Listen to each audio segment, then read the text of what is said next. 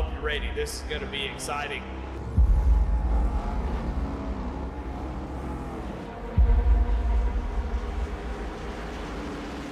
Here we go, career starts up to go. Green flag is out and we're underway.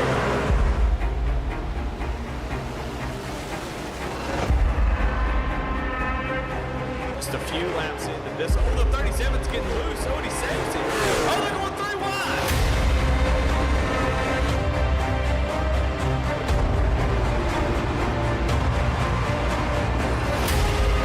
We've got a 5-way fight for the win of this race coming to 4 laps to go.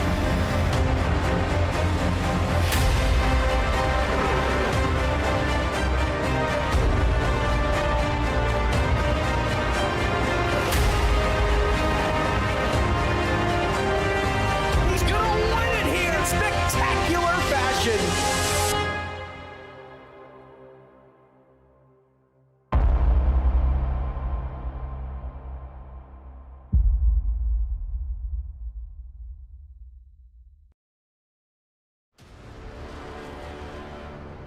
Welcome, Goat Locker Racing fans, to our second Dash for Cash race of the SAVE22 Truck Series season.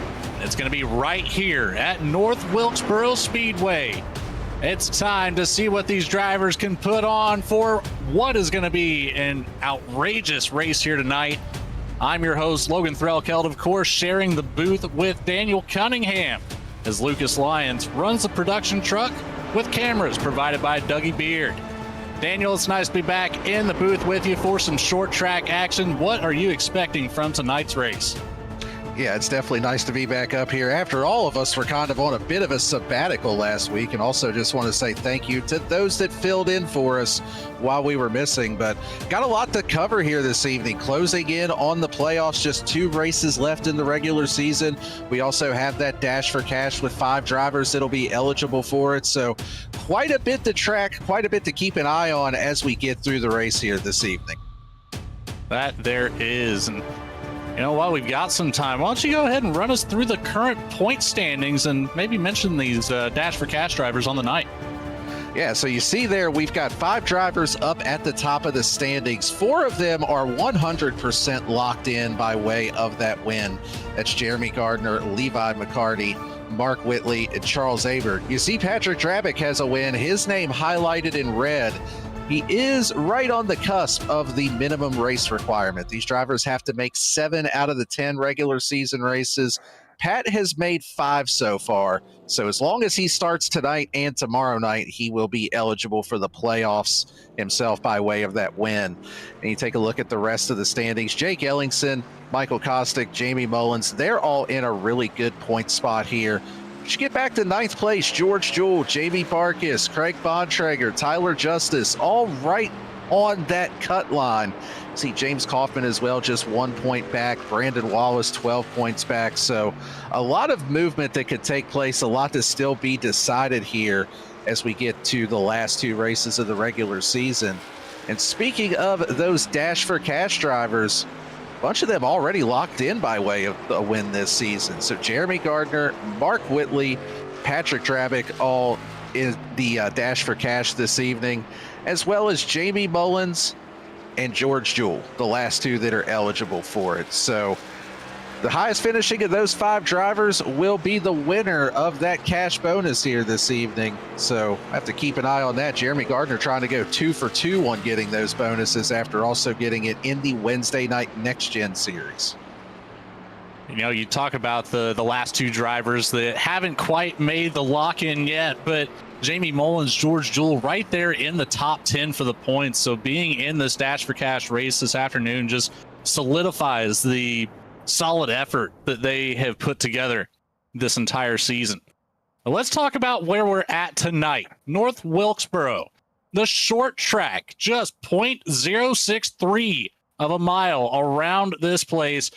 Opened up May 18th of 1947. It's been around forever, and it will continue to be around forever right in the heart of North Carolina. Only 13 degrees of banking in the corners, so it's not a whole lot. It's a little bit more. You can get some grip down at the bottom. You can run it up towards the top of the track. It's really going to find out where the heat in the track is That's going to be your best line. Now for tonight's race, we have 100 laps on the board, 30 miles an hour down the pit road, so it's very, very slow. Kind of a hard pit road to get into off of that turn 4 exit, a tight left-hand corner into pit road. 3 tire sets available, and of course, 2 green, white checkered attempts if we need them. However, we have a very short field here tonight, Daniel. We are less than, I believe, 15 drivers. Yeah, it is a little bit lighter field here this evening for this Premier Series, but this track is still going to be challenging. I mean, this is based off of the 1987 layout of North Wilkesboro, the grip levels. So, and you kind of see it there on our background. It's even with the visuals in iRacing, throwing it back to the 80s. This track just doesn't have a whole lot of grip to it.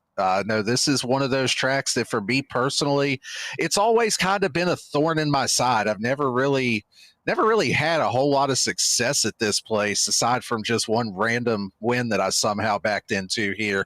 But yeah, I mean, we've even seen it in practice. Drivers getting loose on entry under braking, drivers with a little bit of a self spin off of turn 4 specifically. So despite the smaller field, still going to be a challenge for everyone that's here this evening.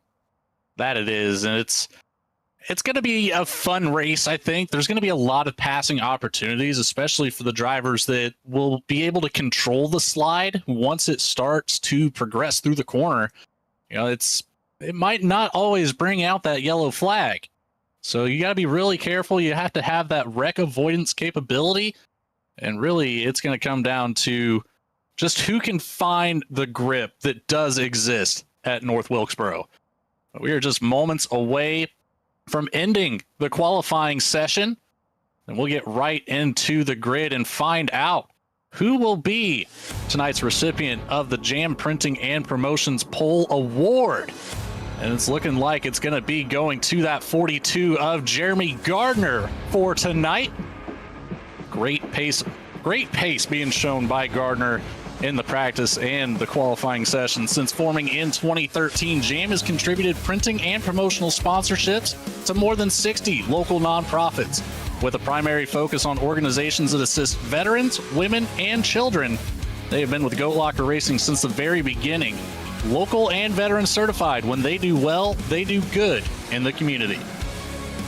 And starting to the right-hand side of the 42 is the 07 of Patrick Drabick in P2. P3 will be Jamie Mullins in the 66, starting out next to the 36 of George Jewell. In 5th, we have James Goshen in the 85, the 27 of Jake Ellingson in P6.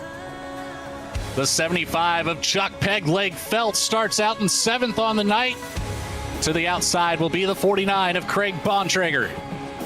And rounding out the top 10, it's Tyler Justice in the 33 and Michael Kostick in the 3. Starting just outside of the top 10, James Kaufman rolling off in 11th. And how about the 5th of our Dash for Cash drivers, Mark Whitley starting in 12th. Talk about polar opposites. The other 4 starting in the first 4 positions. Mark Whitley with a little bit of work to do here this evening.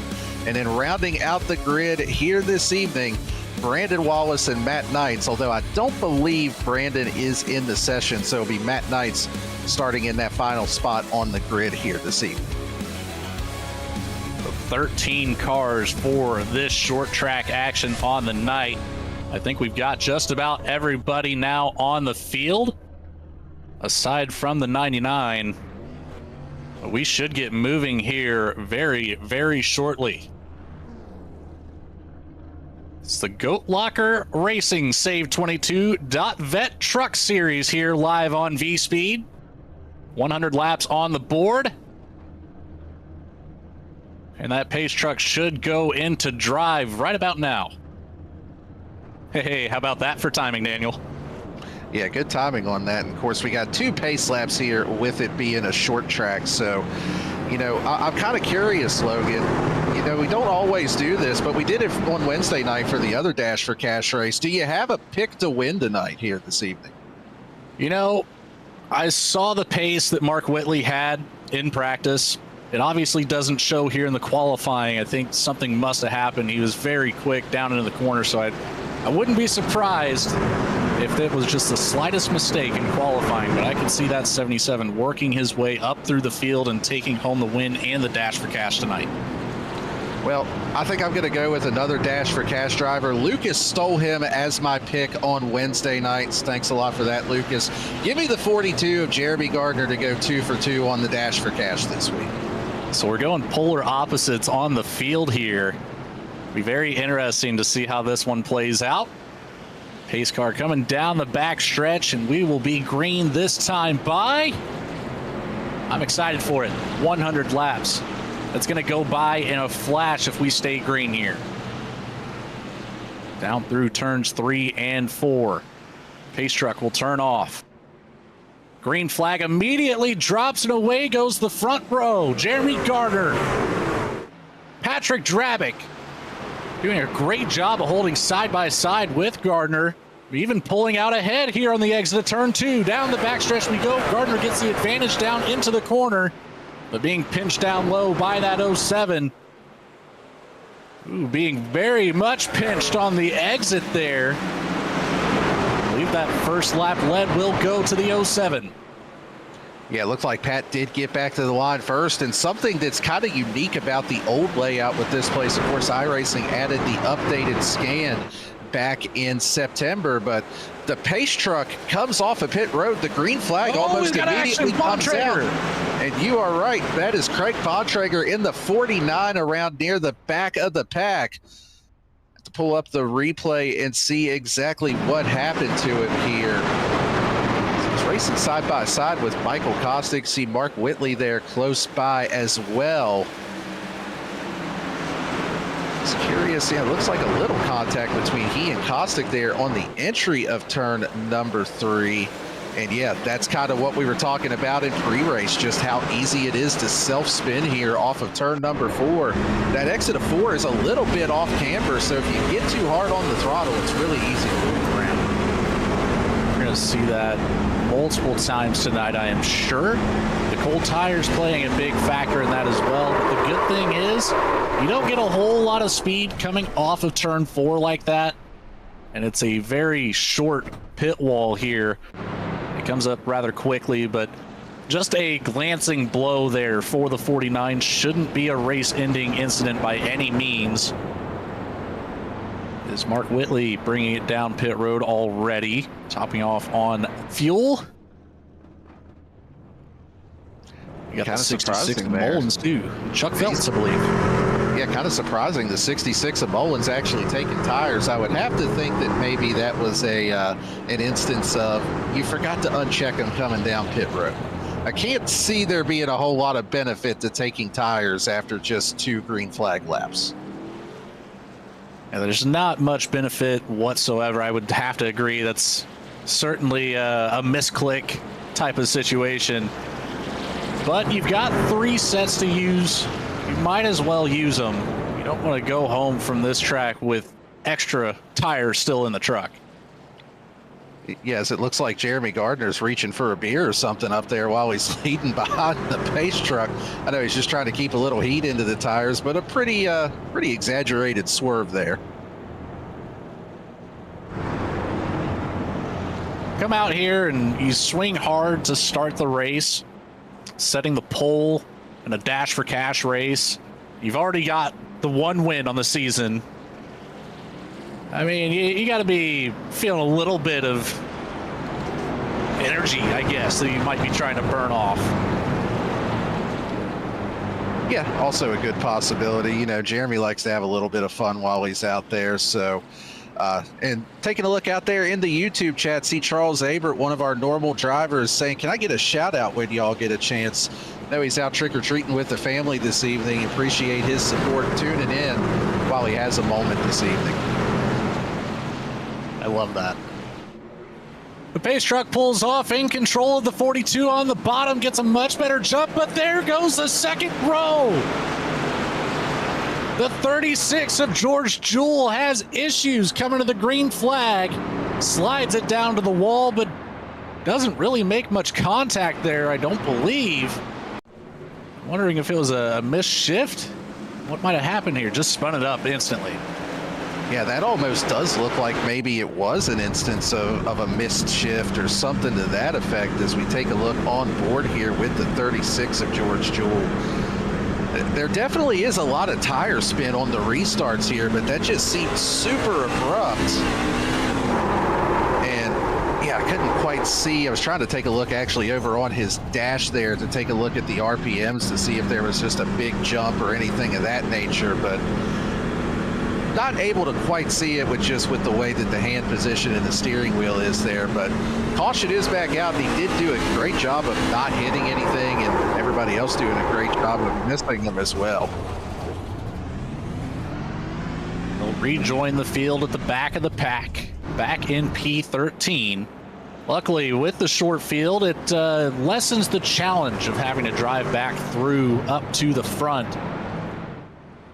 But these pace laps will not help, I will say that. Well, we've got a second, though. We could go ahead and let's talk about SAVE22. Being the title sponsor of our truck series of the afternoon, it only feels very fitting. SAVE22 is a 501c3 organization that's dedicated to preventing suicide among veterans, active duty personnel, and first responders. Our unwavering mission extends to 4 critical pillars. That's shield, assist, volunteer, and educate. Visit them at save22.vet. Check out everything that they do. Their involvement with Go Locker, we thank them for everything that they do. Again, the title sponsor of our truck series tonight. We couldn't do it without them. You can see there's Chuck Pegleg Phelps, one of the drivers that's always got that save22.vet on his machine out there this evening. Good looking marine paint scheme that he's running there too. Chuck Phelps, always one of those drivers that representing the brand, company, the organizations that mean the most to him or other people around him. But the pace truck lights are off. We'll get it going here to start lap 13. The 42 still in control on the bottom. He gets a little squirrely there. Same spot that Mullins, or George Jewell did rather. So it could be a slight bump there on the bottom of the track. But we get it going back down the back stretch here. Single filed out through our top 5. Gardner, Drabick, Ellingson, Kostick, and Goshen right now. Goshen takes a look to the inside of Kostick coming out of turn 4. Yeah, Michael Kostick, the biggest benefactor of the early race chaos here. He's up 6 spots from where he initially started as they run, the biggest mover of the race so far. James Kaufman, the second biggest mover, just a couple spots back behind this battle. You can see he's got Craig Bontrager looking inside, and your pick to win, Mark Whitley, close behind as well. Whitley has done a nice job of moving up into the top 10. Bontrager sliding on the bottom. Oh, he hangs on to it. Doesn't look like we're going to get a caution thrown out of that as he keeps it pointed in the right direction. But again, just showing the lack of grip on this racetrack. Just a little self-spin, a little lazy spin there on the bottom, but nice job of getting it gathered back up. Coming out of the turn 4, the 85 at Goshen just got a little loose there. Down into 3 now. Drabick really putting the pressure on Gardner. Don't know if it's going to help or hurt here in the long run. Trying to keep clean air on the nose can be very beneficial for the 07, but still you want to put that pressure on Gardner to force him to drive a little bit harder than he might be expecting to early on in the race. Drabick gets a little bit of a lunge to the inside, down through 3. Look at the background there. Single filed out. Mark Whitley now attacking for that top 5 position. Finally got around the 25 of James Kaufman. Yeah, Whitley's been running a little bit different line. We see a lot of these drivers that are just kind of wrapping the bottom right now, being patient, waiting on the throttle. Whitley, for the most part, has been entering a little bit higher, kind of like you're seeing there. And now you're seeing James Goshen start to do the same thing as well. Turning it down on exit to try to get that really good run, straighten out the exit of the corner just a little bit. and it seems to be working for him so far. The only downside of that is, like we've seen with some of these drivers spinning on exit, with just a little bit too much throttle in it, and it could be going around on you again, as he is to the inside now of Goshen, taking a look, see if he could clear through and get himself up into that top 5. He's actually going to be able to easily do so, as looks like Goshen gave him a little bit of a break there. Said, here you go, you can have it. 77 bullies his way up into the top 5. That was a hard charging move. That was very well executed by Whitley. Back up towards the front. Gardner still defending against Patrick Drabick. The battle between Ellingson and Kostick has started to separate.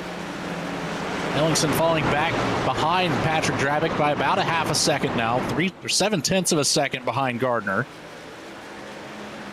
And Kostick about the same distance behind Ellingson. So now it's going to be the waiting game here to see who can close the gap first and start to attack, as we're already closing in on a quarter of the way through this race. I told you it would go by in the blink of an eye if we keep this thing clean and green. Yeah, you mentioned it. It's kind of like Bristol in that aspect. I mean, I know they drive completely different, but if you do get a decent green flag run, you can click off a lot of laps in pretty short order here. You can see right now, though, out front, it looks like Jeremy Gardner's starting to stretch that gap just a little bit over Patrick Drabick. He's got it up to about 4/10 of a second. You can see there on the scoring pylon last time around, Jeremy Gardner, the only driver that was actually still in that 19-second bracket, looks to still be the same this time around. Everybody else has crept into that 20-second range as we get a little bit of laps on the tires. You have to wonder, Daniel, when do these drivers start to think about replacing those tires? What kind of strategy are we going to use here at North Wilkesboro? If you're at the back of the pack, do you want to try to take 2 and jump the field? Is it worth the risk? We're going to find out here. I would say a lot of these drivers, if we see a caution on or around lap 50, they'll just split the race perfectly in half. But I would say if we're going to extend it out as long as possible, lap 75 would probably be the latest I would want to bring it down. Yeah, I think that you're 100% correct on that, to try to utilize those fresher tires. One driver, though, that we know may not even necessarily have to stop is Mark Whitley. I mean, he came down pit road on that first caution, topped off with fuel, should be good to go to the end, should it actually run green. He's now up into that number 4 position. So a little bit of a strategy call there out of the 77 early on. And, you know, with everybody getting single filed out, it could potentially play his way, depending on if we do see another yellow. 77 taking the dice roll into effect.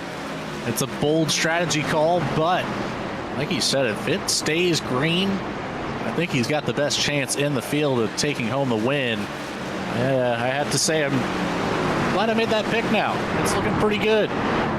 So up at the front, Jeremy Gardner has now separated from Patrick Drabick by 0.8 of a second. Ellingson has fallen back just another 1/10. He's about 0.6 of a second behind Drabick. Then Whitley.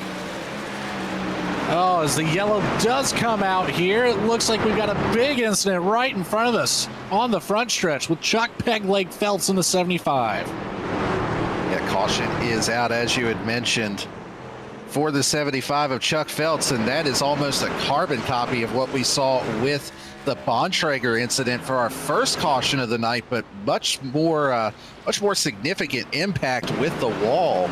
It's actually a meatball flag now for the 75 of Chuck Feltz. So that's basically going to be a night ender for him there, and that's a really unfortunate break for him. That is heavy engine damage, smoking as he makes his way back around the track to get back to pit lane. Carried a little bit more momentum up towards the top of the track, and I think that's what really brought him so hard into the wall. It was a very square hit. Had it been on the front left fender, it might have kept him on the racetrack a little bit longer, but it looks like we're going to bring every single one of our drivers down pit road. The right sides go up on the 42, the 07 right behind. Left sides go up. Whitley's out of the box. It's a race out. The 27 of Ellingson takes control of the race out of pit road. Yeah, really nice job there by Jake Ellingson, picking up 2 spots on pit road. getting out of there first. So, man, he owes that pit crew a little bit of a bonus after that one. Maybe that's what that Dash for Cash money would go for if, or no, wait, I'm sorry. He's not one of our Dash for Cash drivers. Just completely ignore what I just said on that. That was a broadcaster slip there. It's to the best of us, Daniel. No worries at all. One of our drivers that does have the driver cam on the night is, in fact, our new race leader for the first time tonight, Jacob Ellingson. Started out there in P6, up 5 spots now to control our restart. That could be big for the 27. However, still needs to be very careful on the cold tires, not the old tires, but the cold tires. The first set going on for pretty well the entire field here. I think even Whitley brought it down, put 4 on, judging by the time in the box. So, yeah, it's looking pretty good here. Let's see if we can take this thing to the back half of the race. Pace truck lights are off. Down the backstretch we go into turn 3. The 27 on the bottom, the 42 on top. The truck will turn off. The green flag will drop immediately. As soon as they hit that small Geico restart zone, down the front stretch we go. Ellingson with the advantage, but don't look now. The 07 of Patrick Dravick got the nose to the inside of the 42. He can't get all the way down to the bottom of the track, but he's got a battle with Whitley on the top side. Yeah, really good battle here between Dravick and Whitley. As you mentioned, side by side, Jake Ellingson is able to get clear for the lead. It's a little bit of door banging there between the 07 and the 77. Really tight racing off of turn number 4. Looks like Mark Whitley has a little bit more speed, got a little bit more momentum up there on the top, but just not quite able to clear as caution is back out on the racetrack. That is for the 85 of James Goshen going around over in 3 and 4. Looks like some pretty significant damage on the front end of that truck as well. Let's take a look on the instant replay here. He was racing side by side with the 3 of Michael Kostick. Lead gets into wall just a little bit on the back straightaway, but just a little bit too hot into turn number 3. Back end starts to step out. Slight overcorrection and into the wall. Pretty significant damage there for the 85. That's one thing that you really have to think that's kind of incredible about North Wilkesboro is, you know, the hits don't look all that hard. It is a solid concrete wall up there on the top of the track. It is very, very unforgiving. Do not want to hit that with any sort of speed whatsoever. Even a glancing blow can do damage to that right front off of the corner. So you have to be careful whenever you're driving here at North Wilkesboro. Yeah, definitely easy to get caught up in it. But while we have a moment, see Jake Ellingson, the race leader there. He's got one of our great league sponsors on the hood of that truck, and that is Lincoln Tech. Lincoln Tech's mission is to provide superior education and training to students for in-demand careers in a supportive, accessible learning environment, transforming students' lives and adding value to their communities.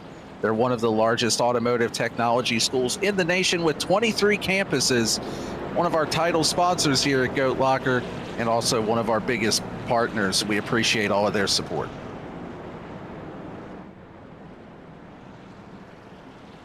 With the 27 still in control, he got a really good jump. He's got a feel for it now. Let's see if he can increase on that lead into turn 1, because that could be ever so important. You don't want to give Jeremy Gardner the run around the outside. So being clear of the 42 is going to be key on just about any of these restarts. Now, luckily enough, in that battle for third, Dravick was able to get the nose out ahead of Whitley, so he'll start on the inside again. I think that's the best case scenario for the 07 here. 77 of Whitley. He can make that pass on the inside very easily. Coming through 3 and 4, pace truck off. Jacob Ellingson away and does get a better jump, but spins it before the start-finish line. Gardner comes back around. He's going to have a good opportunity coming out of turn 2 here. Mark Whitley looking to follow the line. He gets clear of the 07, now challenging for P2. Ellingson needs to hold on to this one. Gardner back to the lead. The 77 up high. Driving down into turn 1, gets the advantage for now and will likely get clear here. Oh, just about, but not quite there. Yeah, really tight racing between Ellingson and Mark Whitley for that number 2 position. And again, just as we've seen a few times on the evening, Ellingson had control. He had the launch on that initial start, and it just a little bit of tire spin when he's going up through the gears. Really easy to do here. He's going to slot back into that number 3 position behind Mark Whitley. But here you go, Logan. Our 2 picks to win now running 1 and 2 on even tires. A little bit further back here, you see that is the 33 of Tyler Justice, 66 of Jamie Mullins. Mullins, another one of our Dash for Cash drivers, battling for position here. And a little bit of a tough go of it tonight for Mullins. Not caught up in anything, but just not the speed that we're used to seeing out of the 66 here early on. Being stuck back in traffic certainly doesn't help. If the 66 could get around, I could see a strong contention up here in the top 5. Just needs to get clear of some race cars first. But here's the battle that we've all come to know and love. The 42 of Gardner, the 77 of Whitley, Jacob Ellingson right here in the mix as well, and Drabick not far behind. It's a top 4 that seems to find their way up here week after week at some point during any given race. Right now, Gardner doing what he can to keep that 77 at bay right behind. Whitley actually got loose out of turn 4, drives it high up into turn 1, but cuts the nose down, trying to get a run out of turn 2. He gains some ground on Gardner, puts some distance on Ellingson. Ellingson gets loose out of turn 4. He was carrying a lot of speed there off of 4. And I mean, there's definitely speed in what the 77 of Mark Whitley is doing. The biggest concern that I would have just from where I'm sitting and watching this line that he's taking is he burning up the tires compared to the way that Jeremy Gardner is running it? So you see the way that Whitley enters, he kind of drives it in a little bit deeper, kind of drifts up the track a little bit more, whereas Gardner's just staying nice and patient, wrapping the bottom of the track. They have to think that maybe the line that Gardner is running is going to be a little bit easier on that right front. 42 not making any of those little mistakes. You know, you pay attention to the back end of that lead truck, and it just doesn't move. It is solid all the way through the corner. You don't get the wiggle on the exit. Very easy on the braking down into the corner. I think just the driving habits right now separating these two. I'm with you. I think the 42 would be in favor of the long run here. Yeah, we really saw that on the first run as well. Jeremy Gardner staying in that 19-second range for the laps, albeit the high 19s, but still, he was definitely the last one that crossed over that 20-second threshold. And something that we've just grown accustomed to seeing here across all of Goat Locker is that 42 just having really exceptional long run pace. Seems to be a calling card of Jeremy Gardner. No matter what vehicle, no matter what track it is, he's able to take care of it and have that speed for the end of the run. That's key whenever you get so close to the playoffs. Of course, only having one race remaining after tonight. And then it's playoff time, Daniel. These drivers really have something to shoot for here in the late races rather of the schedule. Gardner just looking to pad the stats and maybe give himself a little bit of a boost into the playoffs. Bonus points are a thing. Mark Whitley right there behind him. So, you know, it's really coming down to the nitty gritty for who's going to have the best advantage once we get to that round of 8. Yeah, it's definitely getting down to crunch time for these drivers. You can see a couple of drivers here looking to build some momentum as we get into the later stages of this season. See Tyler Justice there currently running in the 7th position, trying to chase down a teammate. George Jewell right there in front of him. George with a nice recovery from that earlier spin that he had, put him to the back of the pack. But Tyler Justice appears to have a little bit more speed at the moment, takes a look to the inside, not quite able to make it happen. But yeah, I know Tyler Justice is a driver that I would keep an eye on as we get into the playoffs. He's kind of had some bad luck come his way through the season. He's always consistently got good pace. It's just a matter of, can he shake off that bad luck? And if he's able to do that, wouldn't surprise me to see him make a pretty good run through the playoffs. And Justice, just one of those drivers that, you know, he's very exciting to watch on the track, willing to make some risky moves that most drivers wouldn't, and finds a way to make it stick. Sometimes it pays off, sometimes it doesn't, you know, but that's the risk you have to be willing to take, and the 33 embodies that very, very well. Looking back up towards the front, the 27 of Jacob Ellingson, sticking right at that half-second mark behind the 07 of Drabick.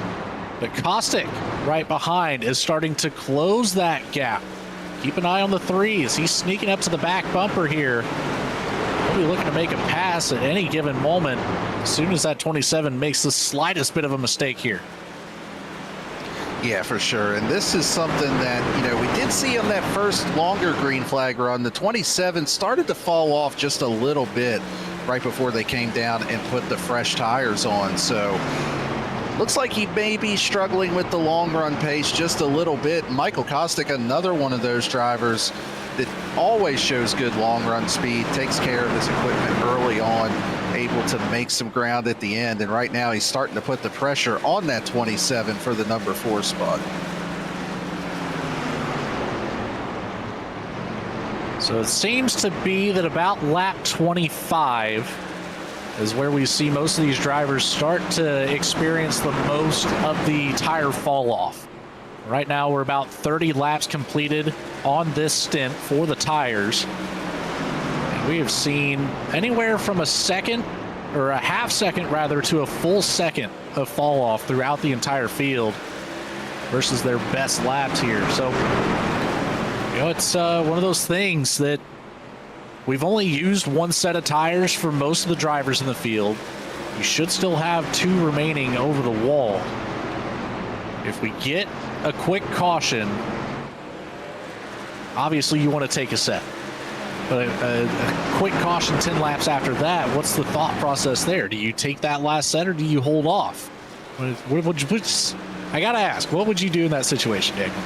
Oh, man, you got to put me on the spot. You know, I'm basically qualified to be a Ferrari strategist. Let's hold that thought for a second. The 07 of Patrick Drabick. Man, he just about lost it there through turns 1 and 2. What a phenomenal save. He's going to lose one spot here to Ellingson, may lose his second one to Kostick. That is an incident that, I mean, I'm going to say he wrecked it. He just didn't actually wreck it and finish it off. That is something that we've seen a lot this evening.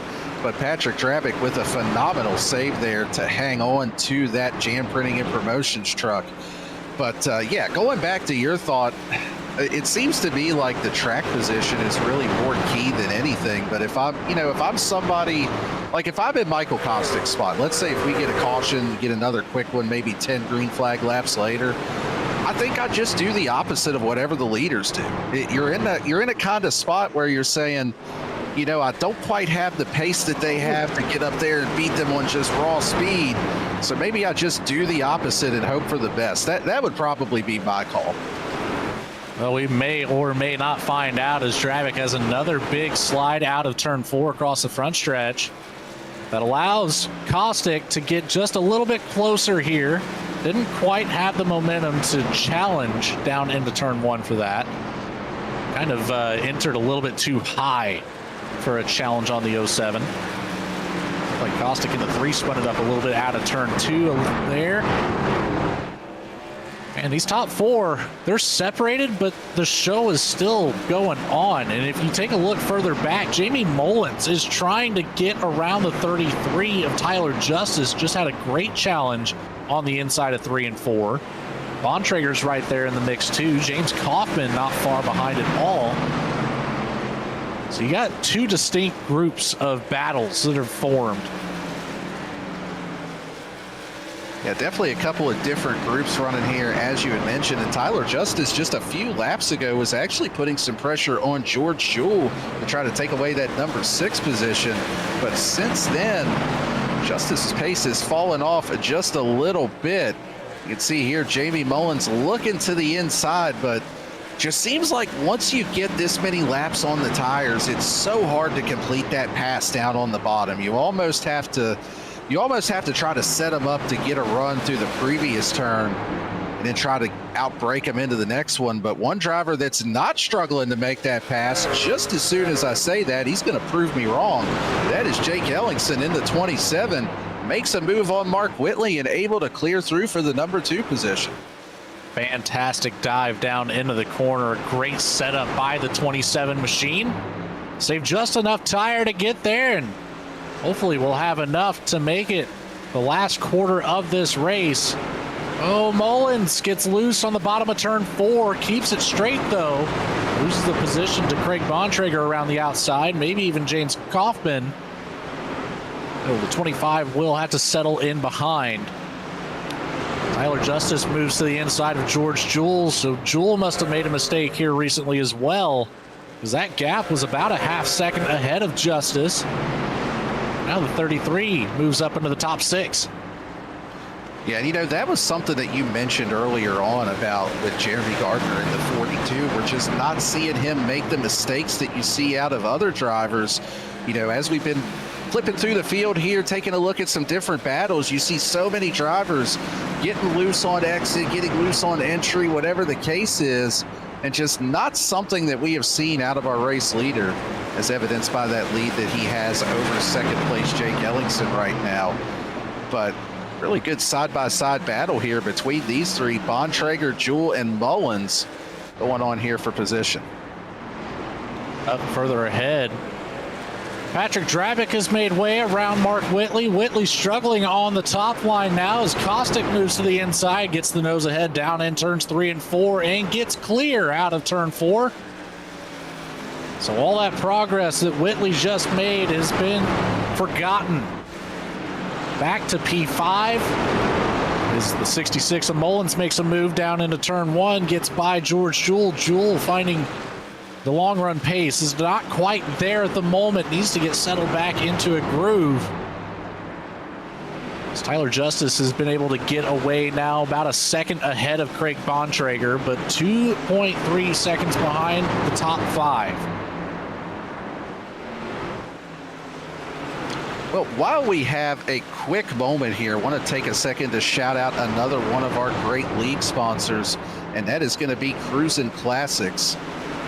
Cruisin' Classics, located in Columbus, Ohio, has a beautiful 56,000 square foot showroom filled with hundreds of unique automobiles. There's something for everybody out of their hand-picked selection of muscle cars and hot rods. Come on down to visit the facility and check out their website at cruisinklassicsinc.com. Also the title sponsor of that Wednesday night premiere Next Gen series, one of our biggest supporters over here, and we appreciate their support.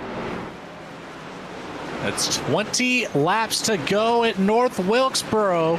Jeremy Gardner has a commanding 3-second lead, and then it's another 2 seconds back to third place. Jacob Ellingson able to get away from Patrick Drabick rather quickly here after getting around Mark Whitley. And Whitley still losing ground. Tyler Justice is catching up rapidly, down to just 1 second. I believe it was about 2.5 seconds just a few laps ago. The 33 finding some pace in the late race run. And you know, something I'm kind of keeping an eye on right here, talking about late race pace and everything with that. Been talking about Gardner having that 3-second lead, but Jake Ellingson, last couple of laps, had actually started to close that gap in just a little bit. Jeremy Gardner goes back a 10th faster this most recent lap, but before that, about the 2 or 3 laps prior, Ellingson anywhere from about a 1/10.5 to 2/10 a lap faster. So the 27 finding a little bit of pace here towards the end of the run. Question is he going to be able to keep that up? They actually go identical on this most recent lap, but is he going to be able to keep that up, and does he have enough time to try to get there to do anything? As we close in on just 15 laps to go, a 10th here and a 10th there doesn't do much for the 27. He really will have to find some extra speed here if he wants to challenge for that race lead, or hope that the 42 makes a big mistake. But the 42 of Gardner has just been flawless here to start this race. Started out on the pole, only lost that starting position when our second place driver, Jake Ellingson, jumped 2 spots on the pit cycle. It quickly fell back. However, the 27 still up 4 spots on the night. Can't be unhappy with that at all. Drabick still in the top 3, but Kostick is about 0.6 of a second behind. It's Whitley rounding out the top 5. Tyler Justice, though, he's getting closer.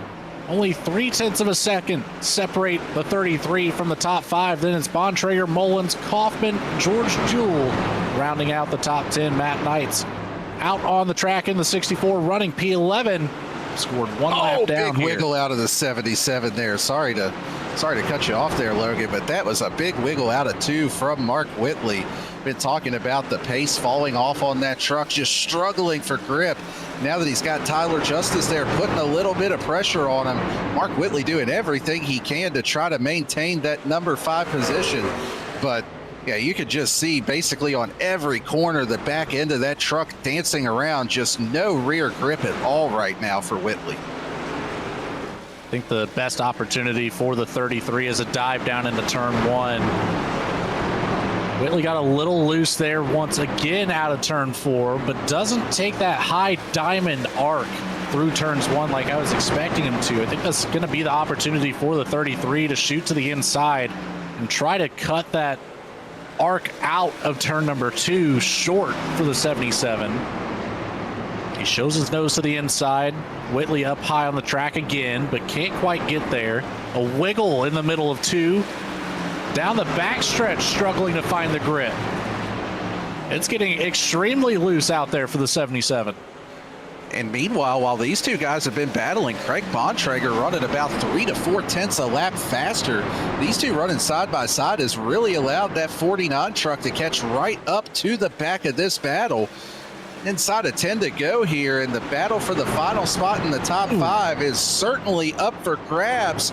There's a little bit of close racing, maybe a little bit of contact between the 33 and the 77.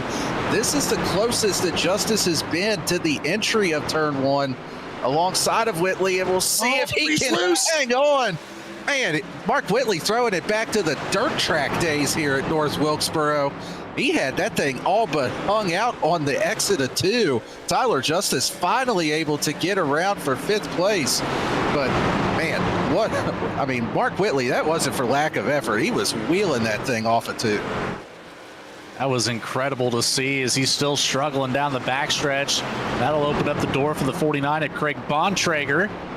The 66 of Mullins gets the nose in and will also clear the 77. Back up towards the front now. The 3 of Kostick has closed up to the 07 of Patrick Drabick. This is the battle for the top 3. We are just moments away from watching Jeremy Gardner cross the finish line, but has an opportunity for the 27 now, just within 1 second. That was 3 seconds about 10 laps ago. And it's coming down to the wire. Something we need to keep an eye on with our race leader. Jeremy Gardner has significant front end damage. George Jewell was going a lap down, got loose in front of Gardner, and Gardner just had nowhere to go. He plowed right into the back of the 36 of George Jewell. You can see it there. Lead down under 2 seconds now, 1.3. I mean, he's been fast all race, but you got to wonder, can he hang on with that front end damage? It's 4 to go this time by for Jeremy Gardner in the 42 team. Jacob Ellingson 1.3 seconds behind. The battle for 3rd will be the closest one to the finish. Kostick still trying to hunt down the 07 of Drabick for P3. Down into turn 3, single file through the bottom. Drabick a little bit of a slip up mid-corner, it looked like. 3 Kostick got right up underneath the bumper mid-corner. They take it about a lane up off into the entry of 1. Drabick gets a better drive off of turn number 2 down the backstretch. Caution is out. The 49. Yeah, the 49 of Bontrager with another spin on the evening just has not been his night. And that changes everything as we check the instant replay. Just loose on entry on his own. Just same theme that we have seen all race long. Logan, you talked about it. We're going to have a green-white checker here. This is going to be, it's going to be a big question. What do you do here? I think at this point we've completed 67 laps on the night, or on this run rather. It'd be very ill-advised to not bring it down and take tires. And I don't care where you're at in the field, it has to be done. I don't know if anybody would benefit from just taking 2 tires, but back here on the replay with the George Jewell, Jeremy Gardner incident, that's close racing is what that boils down to. Gardner obviously had a lot of pace. The 36 machine just got loose at the wrong time.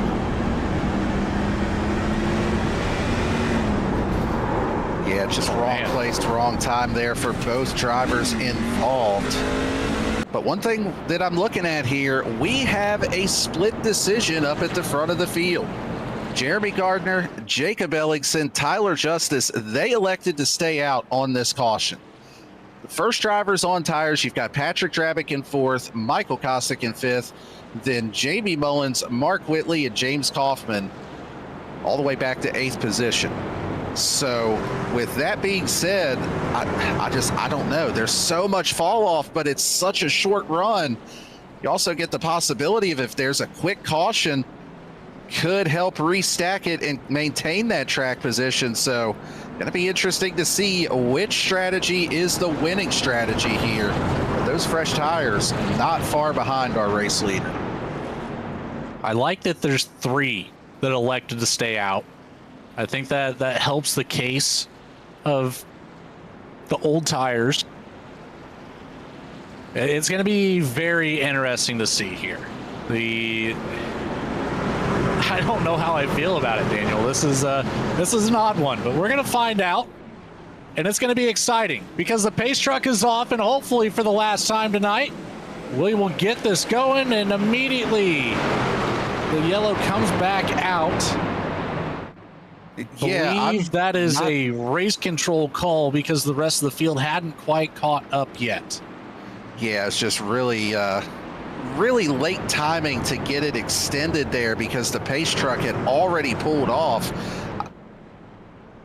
I am not sure how iRacing is going to score that, if they'll count that as the first attempt at a green-white checker, or what will be the case with that. But that is definitely an interesting scenario there. I guess we'll find out shortly. I can't quite tell off of the iRacing UI how this is going to go. But now the entire field has a black flag, so we've got a little bit of a mess on our hands here. I think we'll let race control get that one sorted out. But for now, let's talk about InVets. We got some more sponsors that need some shout outs here. InVets aids in transitioning to civilian life, focusing on job placement and finding the right community for veterans and their families to ensure their success and happiness. They are a veteran nonprofit in Indiana with the goal of bringing veterans to that state to live and work. They are the title sponsor of the Sunday Xfinity Series. You can catch them this Sunday, same time, same place, right here on VSPEED. Up here, that one's been pretty exciting over there as well. We're doubled back up here at North Wilkesboro. We're going to extend the caution now one more lap, as race control still gets everything lined out for us. Big shout out to Jamie Libke running race control tonight. It is I say it on every show, Daniel, but I cannot emphasize just how thankless that role is, and the amount of heat that you can catch sometime. Yeah, it is definitely a thankless job. It's kind of like, I think I've said this before, it's like being a referee in football. Only time anybody says your name is if they disagree with the call that you made. So appreciate Jamie's efforts in running race control. It does look like iRacing is still saying this is our first attempt at the green-white checker. So we've got another one in our back pocket if we need it, and it looks like we will be going green this time by. I think it was the attempt to extend the caution before the green flag drop saved us there. So we'll see if we can do it. With one, we might need the second. Pace truck comes off, green flag drops. The 42 is away on the bottom, gets a better restart this time. I think that restack actually plays in favor of the 42. 3 wide down into turn 1. Michael Kostick sticks it in the middle here between the 66 and Mullins. Contact with the 33. Keeps it on the track down into turn 3. Mark Whitley trying to make way, trying to get back into it. Oh, Ellingson falls back. Contact with Gardner. The 3 at Kostick shoots through the inside. More contact. Ellingson around on the top side. White flag is out. No caution will come out. Drabick at the front of the field. He will make his way down into turns 3 and 4. Avoids all of the carnage and comes away with another race win. Whitley nearly sideways across for P3. Yeah, Michael Kostick coming home in the number 2 position. Jeremy Gardner just heartbreak on that final restart. Drops to the number 5 position. I think between the damage and the tire deficit that he was at there, just not able to hang on. But the boss man, Patrick Drabick, coming home with a win here in chaotic fashion on the green-white checker. Didn't get the Jam Printing and Promotions Pole Award, but still puts the Jam Printing and Promotions truck on the top step of the pedestal. I'm going to send it to a quick commercial break, have a quick word from our sponsors. We'll be right back for some post-race action and interviews with our top 3. Stick around. We'll be right back.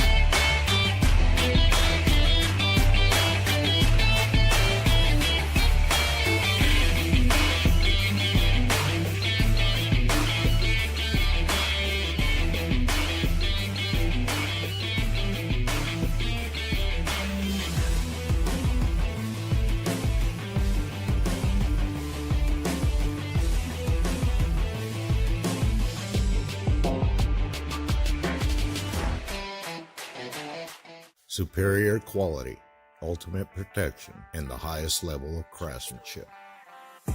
We make our gloves for the hard worker that wakes up every morning and gives 110%. You deserve the highest quality protective gear that's going to work for you, day in, day out. We know it can be tough deciding what companies to trust for your hard-earned money. It's all in our name. We've mastered our craft to help you master yours. We make our gloves rugged, durable, and designed for you. Whatever the job is, we have you covered.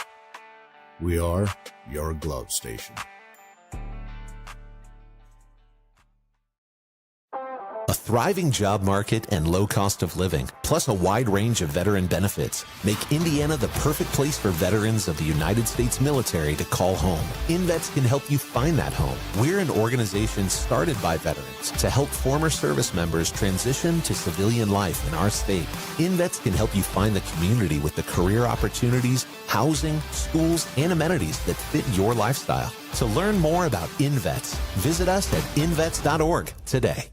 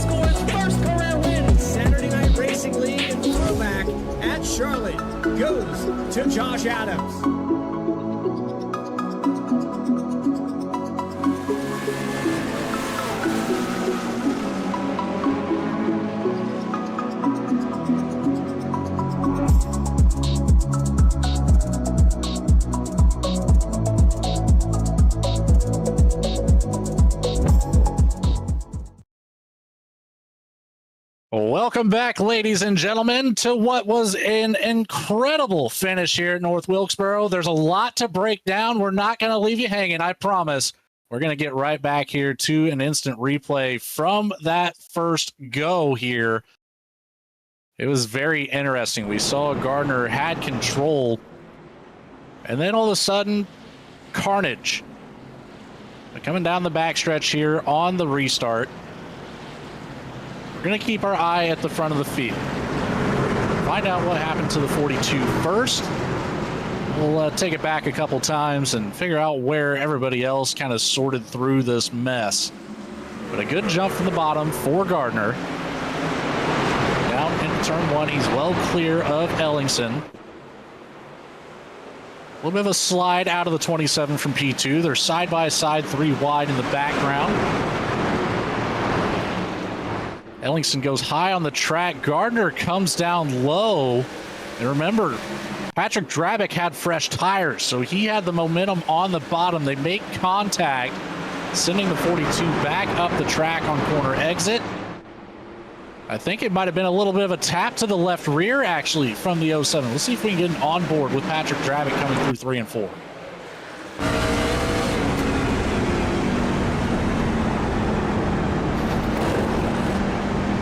That's too close to contact there, looks like. It's definitely close, but it looks like there was just a little bit of contact between the 07 and the 42. Nothing malicious by any means, just I think a lot of it's just that tire deficit we were talking about. Plus, Gardner's truck definitely looked hurt with that damage on the front end. And now we had a secondary wreck into turn one after we crossed for that white flag that the caution did not fly for. It, I believe, started with the 27 of Ellingson being mid-pack. We saw the 3 wide action. That sent Tyler Justice down to the bottom of the track, but was able to keep it going straight. Stacks up the field a little bit. But here's Ellingson on the top side of the track, trying to make the cut back down. Gets sent 3 wide middle by Kostick on the inside. Oh, Whitley got to the inside left rear and shunted him up the track. I believe the drivers that fell into that just kind of trying to lock up to avoid it. There's the 33 of Justice. I believe the 36 of Jewel. Maybe even the 64 of Matt Knight. 66 of Mullins gets into it just a little bit. The 25 of Kaufman. There's the 64 of Knights. No real damage there, but we'll have an onboard look here from Tyler Justice's point of view.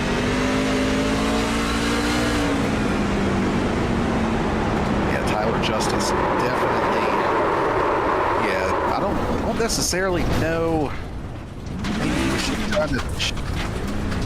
Yeah, just. Tough to say if maybe he was getting on the brakes just to try to check up for what was going on, but yeah, that's a tough ending to the race. He had done a nice job working his way up into the top 5, and difficult way to end it there for the 33. And just to kick a man while he's down, slides it through 3 and 4 as he had an opportunity to have one more spot, but rounds out the top 10. With that, let's talk about how this race fully finished out. We saw it live. The 07 of Patrick Drabick takes home the win after steering clear of all of the issues that we had there at the very end. Michael Kostick with a solid drive, up 8 positions on the night. Had a rather quiet night. Found himself in a couple side-by-side battles, but ends up coming away with a P2 finish here for the number 3. Mark Whitley works his way from the back to the front and takes home our last spot on the podium for a P3 finish. Craig Bontrager in P4 with the 49 team. Jeremy Gardner started on the pole, led just about, I want to say, 3/4 of the race today. Well over it, 95 laps led for Jeremy Gardner by my stats. Unfortunate ending for the 42 P5 finish. The 66 of Jamie Mullins takes it home P6, keeping a rather clean truck on the night. The 25 of James Kaufman in P7. The 36 of George Jewell gets P8. Jacob Ellingson goes from the back to the front. Unfortunately for the 27 machine, a shot to win it, but comes home P9. Tyler Justice in the 33 rounds out your top 10. And rounding out the rest of the field here this evening, Matt Knight's going to come home in that 11th position. James Goshen, tough night for him, caught up in that earlier incident. He finishes in 12th. Chuck Pegleg Phelps, also a victim of another incident. He is going to come home in 13th here this evening. Brandon Wallace did not make the grid, did not register a lap. 111 laps on the night. 5 cautions, 10 lead changes. But we've got Patrick Drabick standing by in the winner's circle, ready to have a conversation about his drive. Patrick Drabick, you got Logan and Daniel up here in the VSPEED booth. You got a copy? I do, sir. Well, you started P2. You didn't quite put the Jam Printing and Promotions truck on the Jam Printing and Promotions pole, but you come away with the win. It still feels just as great. Only 3 laps led, but the most important one right at that checkered flag drop. You avoided some carnage here in the late race. You obviously set yourself up very well with that last caution there, giving you an opportunity to put yourself ahead with some fresh tires, and obviously it worked out well. Tell me about it.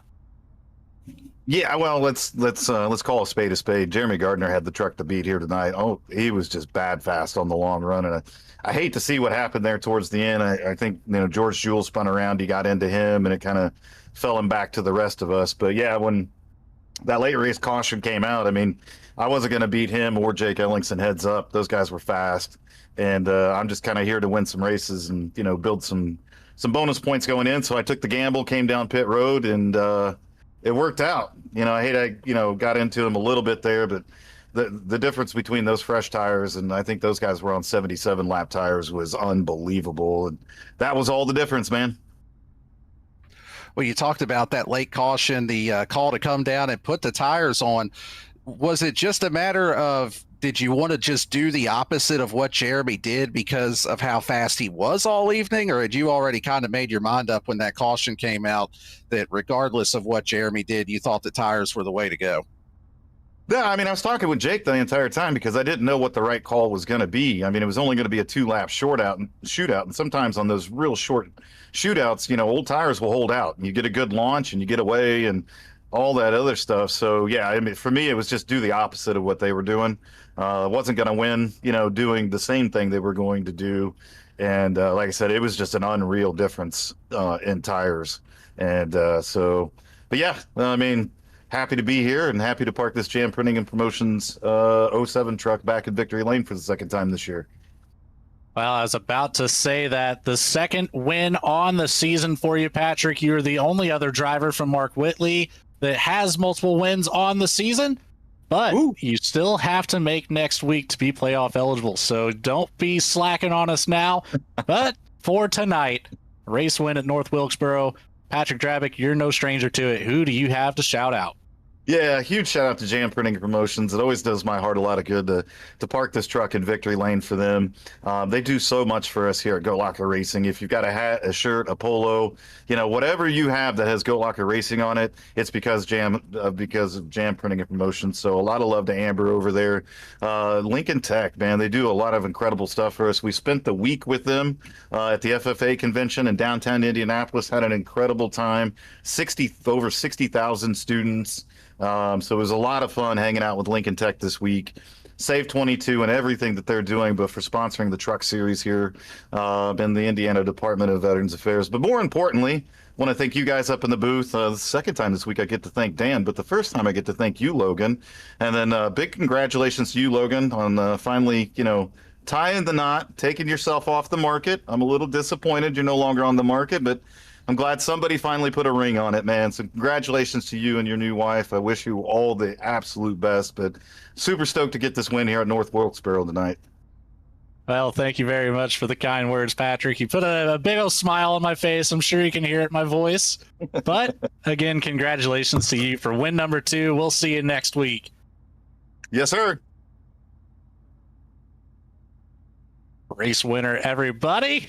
The second race win, as we stated multiple times. It's a feat that's come few and far between, with Mark Whitley taking home 4 wins on the season. We'll get to talk with him shortly, but for now, let's pull up old Michael Kostick and see what he has to say about his P2 finish on the night. Michael Kostick, you've got Logan and Daniel in the VSPEED booth. You have a copy. Yeah, I got you. Well, a fantastic drive from you. 8 positions gained. You couldn't quite get the 3 machine out ahead, but you had some opportunities that put you extremely close. Now, I noticed you were really starting to put together some long run speed, but then whenever that final caution came out, you elected to bring it down. What was the call there? Did you just know that the tires were not going to be enough, or was the play on the track position? It was just pretty much with only I think there was 12 trucks or whatever. Between that and I think our times fell off about a second a lap. I was hoping to start on the outside and just kind of send it into one, but yeah, I was just kind of trying something different. I didn't really have the speed to beat Jeremy or Jake or anybody, so just trying something different. Well, still a really solid run here this evening. It seems like everybody took my advice from the broadcast. Just do the opposite of the leaders if there's a late race caution. So, even though I wasn't in chat with you, at least I gave you good pit advice this time, unlike what I normally do. But next week, heading to Michigan, do you feel like maybe that might be a shot for you to get your first win on the season? Doubtful. It's kind of drives like a super speedway, and I'm not really fans of those, but, we'll just go out and have fun. Well, it looked like you had fun out there, driving from 10th up to a podium spot. Michael Kostick, congratulations on P2. Who do you have to say thanks to or give a shout out? Thank you guys up in the booth for doing the broadcast. Alexander PCs, Jam Printing Promotions, SAVE22, all the admins at Goat Locker for all the work they do, and all my teammates at Bandits. Awesome. Well, thank you for your time, Michael. We'll see you next week at Michigan. That leaves us with only one driver left to talk to, and it's our most winningest driver here in the series, Mark Whitley. So close to race win number 5, just couldn't quite get it there. Now I'm curious on the qualifying effort. We found you in a spot that we're not usually seeing the 77 machine start at, which is towards the back of the field. What happened there? Yeah, I figured on this track trying to get heat in the tires. The first lap was kind of a throwaway. I tried to go hard on lap 2 and just grazed the back straightaway wall of the right rear, and just, any contact at all just invalidates the time. So, thankfully we had a pretty small field tonight, because I'm pretty sure it's, Halloween, everybody out with their kids. So at least if we're picking one race to have an incident in qualifying, this is probably the one to have done it in, and got kind of lucky with that one. We still had a lot of pace tonight, even with the mistake there in qualifying. The one thing we kind of touched on during the broadcast is it seemed like you had better short run pace compared to the long run. What do you feel like was the difference for you compared to, say, somebody like Jeremy Gardner to be able to have that long run pace? I have no idea. I've run this track probably half a dozen times with this track truck combination, and always had a pretty good feel for it, and I was doing what I normally do here, and it's just like something they've changed. I don't know. I got to give it to Jeremy, because he's just, whatever changes they've made doesn't seem to affect him. He was pretty quick on the short run. I was maybe just a tad bit faster, but having the lead like that, it's kind of hard to pass. And then he just drove away from the whole damn field, and I about got lapped because I couldn't turn in, I couldn't go through the center, I couldn't get off the corner. I mean, I was sitting there just wanting to get the race over with, and there was someone spun out right in front of me and gave us a chance to get some spots back. But I have no idea. I used to really like this short tracks in general with this truck, and I'm just like a lost little puppy or something. I don't know what's going on the long run, because nothing works like it used to. Well, one thing that you will be used to is the next question that comes from here. Mark Whitley, congratulations on P3. Who would you like to say thanks to or give a shout out? Yeah, big shout out my sponsor and spotter, Brantley, over at Harpoon Design. He does all my awesome paint jobs. Check him out, harpoondesign.com. He's got a form you can fill out to get you a Add Fast hot rod over there. My other sponsor, Jawa.gg. They're the one-stop shop for all your gaming needs, PC gaming needs. You need a new setup, a new upgrade, whatever you need, they got you covered. One of the best marketplace out there. All the sponsors here at the league, iRacing, MK Fire Design, Sim Motion, Invets, you name it, Glove Station. They're all great partners here. Glad we could be a part of the league, and hopefully we can get some questions answered and figure some stuff out for the rest of the season, because I just feels like kind of lost a little bit here in the middle of the season. Well, the playoffs are just a week away. Well, rather 2 more weeks away. And then it's full bore from there, all the way to the finish. So good luck as we get to it. Mark Whitley, congratulations on P3 tonight. Thanks, guys. Well, that does it for the post-race show here tonight. Daniel, did this race go about as we expected, or did we kind of flip the script on you? I feel like it was a little bit of both, to be honest. I mean, you know, anytime you run at Wilkesboro, it seems like it's either a bit of a caution fest, or you get that long green flag run and you just click off a lot of laps and not a lot of time. And even though it wasn't a caution fest, we did have our share of cautions throughout the race, and of course the chaotic finish. But one thing's for certain, next week heading to Michigan, it's going to be a little bit more chaos. Michael Kostick even touched on it with the way that this truck drives at Michigan. It's going to almost have a bit of a super speedway feel as we finish out the regular season. It's going to be a very interesting week 10. I personally love the super speedway racing. Although Michigan might not be really classified as it, he's hit the nail on the head. It drives like it. So stay tuned in for that. Next Friday night, November 7th at 8 p.m. Eastern, right here on VSPEED, the SAVE22.vet Truck Series at Michigan.